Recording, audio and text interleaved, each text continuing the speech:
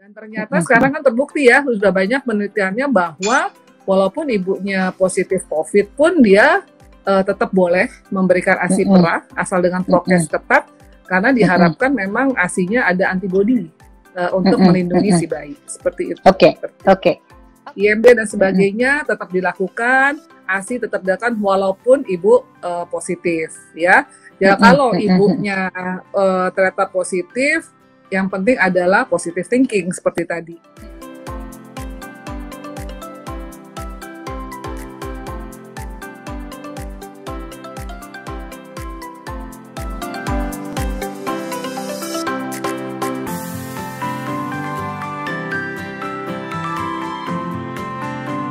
Dr. Yohmi, saya tadi perkenalkan bahwa beliau ini adalah ketua Satgas yang sebentar lagi akan menyerahkan kepada dokter yang anak yang lain, tetapi kita berdua punya komitmen sama akan terus mengawal Satgas ASI, gitu ya Dr. Yohmi ya. Dipaksa berjanji di depan umum.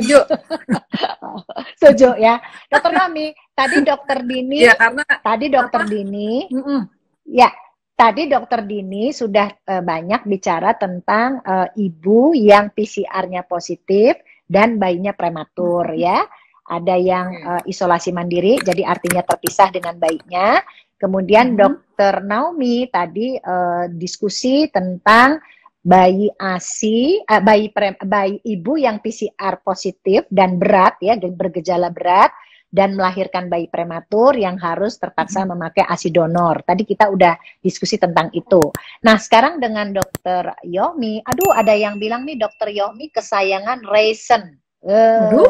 Dokter Yohmi dari Ibu Cindy Mora, Dokter Yohmi kesayangan Raisin. Oke, boleh. Dokter Yohmi, halo-halo, ini banyak nih pasiennya Dokter Yohmi di sini nih ya. Oke, dua dokter anak. Ya. Jadi Dokter Yohmi ini saya tadi bilang bahwa Rumah Sakit Karolus adalah rumah sakit di mana kita semua banyak sekali belajar dari Rumah Sakit Karolus gitu ya. Nah, sekarang di masa pandemi ini pasti berbeda ya, layanannya ya. Jadi kita ingin bukan hanya bicara untuk Dokter Karolus, tapi policy atau rekomendasi Satgas ASI secara keseluruhan pada ibu-ibu yang baik yang positif maupun negatif, ibu hamil, bagaimana tata laksananya, tetapi kalau PCR-nya positif, bagaimana tata laksananya. Silakan Dokter Yohmi bercerita tentang itu, silakan. Oke, jadi memang kita nggak bisa berdiri sendiri memang ya bagian anak, jadi kita memang harus kerjasama dengan bagian kebidanan ya, karena tata laksananya sebenarnya mereka yang harus lebih sigap ya dalam hal ini. Jadi memang kita sudah punya panduan bersama lah POGI dengan IDAI ya, karena kalau kita cuma bikin sendiri saja nggak bisa gitu ya, karena kan ibu hamil udah dari POGI yang mengurus ya. Nah jadi memang dari POGI sudah menganjurkan kalau bisa semua ibu-ibu hamil tuh di PCR gitu ya sebelum melahirkan gitu ya. Jadi supaya kita memang membuat suasana itu kalau bisa lebih aman lah ya, baik buat ibu, anak nanti yang dilahirkan, dan juga otomatis untuk nakes dan lingkungan fasilitas dari kesehatan, supaya kita tata laksananya juga jelas nih, mau di ruangan apa, terus bagaimana, terus level APD gitu ya. Jadi kenapa sih? Jadi kan kadang-kadang orang suka mikir kenapa sih kok jadi mahal sebagainya gitu ya. Jadi kita concernnya ke situ, banyak banget yang kita pikirin ya, mulai dari sarana prasarana rumah sakit, keselamatan nakes, level APD itu akan mempengaruhi semuanya gitu ya. Jadi kalau rumah sakitnya nggak siap, ya itu akibatnya kan banyak nakes yang akhirnya kena dan berguguran gitu ya. Jadi memang ini nggak bisa, memang kadang-kadang pasien merasa kok jadi korban, dia harus sepertinya banyak pemeriksaan seperti itu ya, tetapi ini padahal kan untuk kepentingan bersama gitu ya. Jadi diharapkan memang ibu sudah sekarang bukan swab antigen ya, tapi swab PCR. Kalau negatif biasanya kita lebih aman lah gitu ya, walaupun jadi APD kita kan disesuaikan juga gitu ya, mungkin level 2 tapi kita tetap N95 misalnya gitu ya. Nah jadi kalau negatif berarti ibu tuh nggak usah khawatir, di masa pandemi tetap bisa melahirkan seperti biasa gitu ya. Jadi bayinya juga tetap dapat ASI, rawat gabung, dan itu it's okay, nggak ada masalah gitu ya. Kecuali misalnya ibu ibunya nih kadang-kadang makanya melahirkan kan kalau untuk yang berencana seksio mungkin sudah bisa ya Dokter Tiwi ya. Nah, kalau yang lahir normal ini nih kadang-kadang rencana mau PCR kapan, udah mulesnya kapan gitu ya. Jadinya rencana mau PCR besok malam udah mules gitu ya. Jadi itu yang kadang-kadang agak dilema seperti itu ya. Jadi memang kebijakannya tetap kayaknya ada ruang isolasi untuk melahirkan sendiri untuk dari POGI ya. Dan kita karena belum ada hasil PCR, kita lebih baik sebagai nakes kita memang APD-nya harus lengkap ya, level 3 seperti itu ya. Jadi memang haruslah, dan sambil menunggu hasil PCR biasanya kalau IMD tetap boleh diberikan ya, asal ibunya nggak ada gejala yang berat seperti itu ya. Jadi tetap IMD.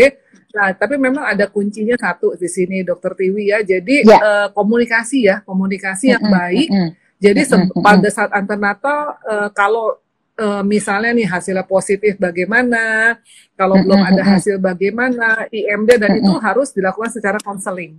Ya, jadi keputusan kami waktu itu jadi dari IDAI dengan POGI bahwa harus ada konseling antenatal dan nanti ada inform consent ini IMD atau tidak seperti itu. Tapi anjuran dari IDAI dan dari WHO, CDC juga boleh tetap memang, tetapi dengan protokol kesehatan seperti itu. Ya, kecuali kalau Dokter Yomi, aduh saya takut, saya ini. Ya, Dokter Yomi, jadi sebetulnya kalau dari WHO itu kan dengan tegas ya, kalau dia PCR-nya positif, ibunya tidak ada gejala, sebetulnya IMD itu boleh. Yang penting itu nakesnya siap, gitu kan? Nakesnya yang siap, karena risikonya ada di nakes kan?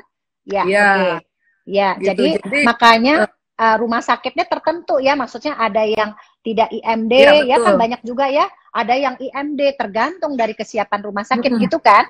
Betul gitu ya? Tergantung kesiapan. Ya, jadi makanya itu tadi. Jadi memang adanya pemeriksaan itu karena impact-nya banyak banget itu loh Dokter Tiwi ya. Jadi kita nggak bisa menstandarisasi semua rumah sakit gitu ya. Jadi ada yang memang mampu dengan sarana prasarananya, dia khusus COVID sendiri dan sebagainya. Tetapi ada juga yang tidak sanggup seperti itu ya. Jadi memang ya itulah harus penuh persiapan ya di mana-mana seperti itu. Penuh gitu, persiapan dan kerjasama ya dengan masyarakat juga ya, dengan masyarakat juga karena kita ini kondisinya beda-beda gitu ya. Betul sekali ya. Gitu. Jadi kemudian, ya gimana? Silakan lanjut. Nah, silakan. kalau ternyata kalau di kami sih rumah sakit kami, jadi kita ada ruang isolasi khusus gitu ya. Jadi kalau misalnya memang sudah infartu ya kan nggak bisa juga dirujuk. Memang rumah sakit kami bukan rujukan gitu ya. Jadi tetapi kalau ada pasien yang memang udah harus ditolong dan tidak bisa gitu ya, mau nggak mau harus dilahirkan. Seperti itu. Nah, itu jadi prosesnya kita mengikuti saja apa yang sudah direkomendasikan oleh IDAI dan POGI.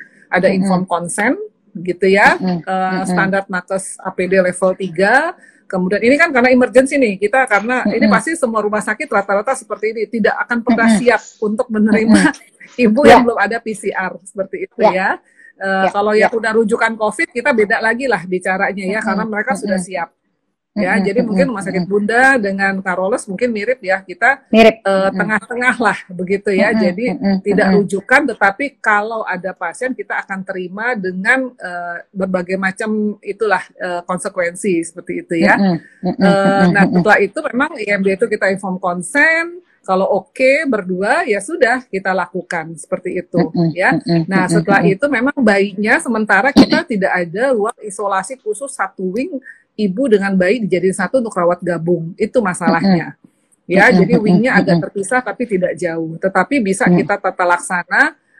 Yang penting kan ASI-nya tidak bermasalah nih, Dokter Tiwi ya. Jadi kami sudah ada beberapa mau misalnya ibunya tetap stay di ruang isolasi gitu, anaknya kami isolasi terpisah, tetapi memang petugasnya bolak-balik tuh ya, entah ayahnya, setor ASI dan sebagainya untuk bisa kita berikan. Dan ternyata sekarang kan terbukti ya, sudah banyak penelitiannya bahwa walaupun ibunya positif COVID pun dia tetap boleh memberikan ASI perah asal dengan prokes ketat, karena diharapkan memang ASI-nya ada antibodi untuk melindungi si bayi seperti itu. Oke, Dokter Yomi, jadi terima kasih ya tadi informasinya ya. kita juga di rumah sakit Bunda, ini kita ngobrol aja ya, karena mungkin rumah sakit masing-masing itu kita bisa modifikasi ya. Memang yang agak repot itu kalau kelahiran normal ya, di mana PCR itu belum ada, gitu kan? Jadi kita beberapa kali juga mengalami tuh PCR belum ada, anaknya udah siap brojol gitu ya. Beberapa kasus sebetulnya karena gini, kalau di rumah sakit Bunda sebetulnya kita nggak punya wing khusus buat COVID, itu kita nggak punya. Jadi kalau yang sudah brojol, bayi dan ibunya baik, IMD tetap dilakukan. Yang penting tenaga kesehatannya benar APD level 3, kemudian justru IMD-nya dikerjakan, menyusuinya dikerjakan dengan benar ya, dengan skin to skin kontak, kemudian biarkan bayinya untuk menyusui. Dan kalau melahirkan normal, kita yang kita kerjakan 24 jam, kita betul-betul latih ibunya, kita pulangkan dengan catatan itu tadi menyusuinya udah benar. Itu yang kita kerjakan di rumah sakit Bunda. Kalau kita tidak bisa merujuk bayi ya, sudah lahir di depan mata, udah pasti kita tidak bisa tolak, gitu kan? Ya, oke. Tapi kalau misalnya kita masih bisa, masih bisa seperti Carolus ya, ada ruang isolasi bolak-balik gitu, tentu saja itu mungkin lebih aman. Nah, sekarang ada pertanyaan nih, kalau misalnya terpapar, kalau dia menyusui, tadi sebetulnya Dokter Dini dan Dokter Naomi sudah bilang tentang antibodi di dalam kolostrum kalau ibunya PCR positif. Ini dia bertanya, mungkin Dokter Yohmi juga punya pengalaman, yang dari PCR positif dilakukan IMD atau tidak dilakukan IMD, ada nggak bayinya yang mengalami perburukan tapi ibunya enggak gitu karena COVID-nya? Ada nggak pengalaman begitu di rumah sakit Carolus? Silakan. Kalau di rumah sakit Bunda justru nggak pernah ada. Jadi artinya ibu positif PCR, lahir normal, dilakukan IMD, bimbingan menyusui 24 jam, dipulangkan karena untuk mengisolir ya, jadi jangan artinya nanti tercemar semua gitu ya, kita menolong, kita pulangkan, selama ini tidak ada, jadi artinya bayinya bagus-bagus saja, ibunya juga tidak masalah. Kalau di rumah sakit Carolus atau mungkin ada cerita-cerita dari yang lain, silahkan Dokter Yohmi, ada nggak bayinya justru jadi sakit karena COVID-nya? Silahkan. So far sih nggak ada nih Dokter Tiwi. Nggak jadi ada, ini juga ya kan? Jadi saya di 2 rumah sakit nih kebetulan ya. Jadi sama-sama nggak ada. Jadi waktu itu pernah nih, kan teorinya kalau jarang ada yang anaknya terpapar nih, apalagi kalau sudah ini ya. Dan ternyata waktu itu pernah nih ada satu PCR positif, 24 jam kan kita PCR bayinya. Wah, kita juga ada deg-degan nih, waduh nih kasus pertama kali nih ya gitu ya. Ternyata kan kita 2 kali nih berturut-turut kita PCR. Jadi pertama 24 jam positif, 48 jam ternyata negatif. Dan so far waktu udah setelah selesai isolasi mandiri ibunya di rumah, 2 minggu ketemu saya, so far ibunya juga baik sih dan bisa nyusuin gitu baik ya. Aja jadi ya? itu senangnya sih ya. Dan kebetulan waktu itu ibunya gejalanya ringan sedang ya, jadi obat-obatannya begitu banyak, antibiotik dan segalanya. Jadi waktu itu saya anjurkan peres dibuang dulu gitu ya. Tetapi pada saat waktunya udah selesai, karena memang ada beberapa kontraindikasi ya obat-obatannya. Jadi waktu itu relaktasi udah bisa gitu ya, asinya masih tercukupi gitu ya, jadi itu happy banget ya. Jadi itu mungkin yang jangan lupa juga tuh Dokter Tiwi, kalau ternyata ada ibu ya yang positif COVID dan ternyata bergejala dan oleh dokter penyakit dalamnya mendapatkan berbagai macam obat gitu ya. Kadang-kadang mungkin satu obat kita lihat bagus ya Dokter Tiwi, tetapi dengan diberi 10 macam obat kita juga nggak ngerti kan interaksi satu sama lain seperti itu ya. Jadi kadang-kadang ibunya aja makan obat sekarang, kalau nggak salah saya ngeliat pilnya tuh gede-gede banget gitu ya. Iya. Segala macam gitu ya. Jadi buat saya agak-agak riskan juga, dan beberapa dokter penyakit dalam biasanya memang banyak yang menganjurkan untuk tidak memberikan ASI seperti itu karena takut tadi interaksinya. Jadi jangan juga jadi putus asa seperti itu ya. Jadi nggak apa-apa sementara peres buang, tapi nanti pada waktunya sudah bisa gunakan ASINya sudah cukup banyak gitu ya. Jadi tidak kering gitu ya. Itu juga mungkin. Jadi jangan berlarut-larut dalam kesedihan gitu ya. Ya, Itu yang jangan kadang-kadang kita lupa berlarut-larut tuh, dalam Dokter Titi. kesedihan. Ya, Ya, betul ya. betul. Saya juga berjanji nih sama Prof. Zakiuddin, lagi menunggu waktunya.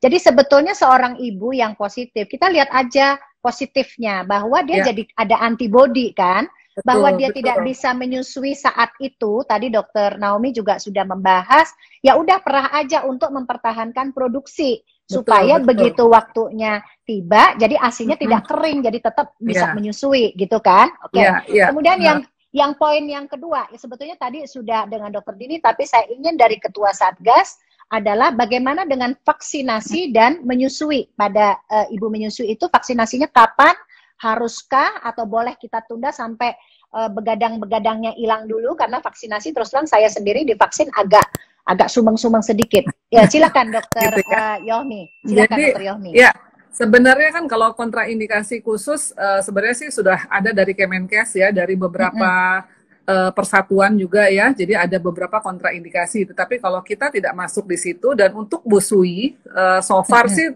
dianggap cukup aman gitu ya. Cuman memang memang tidak spesifik untuk vaksin jenis apa gitu ya.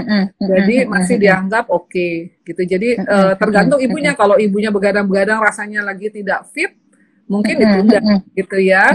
Karena memang namanya kan kita diberikan virus yang dilemahkan.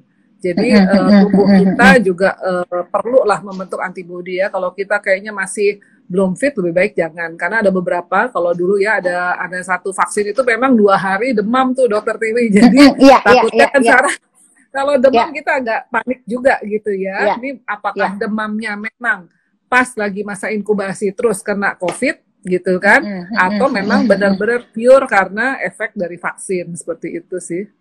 Mudah-mudahan sih sama nih. Oke. Ya, oke, Dokter Yomi, ini supaya takut hilang, terlempar, saya ingin save cepet ini. Boleh nggak Dokter Yomi berpesan atau dalam kesempatan ini dari Satgas ASI apa yang dihimbau untuk masyarakat maupun untuk tenaga kesehatan yang bekerja di rumah sakit yang mendampingi ibu hamil yang akan melahirkan dan menyusui. Jadi untuk masyarakat dan untuk nakes, silakan Dokter Yomi. Ya.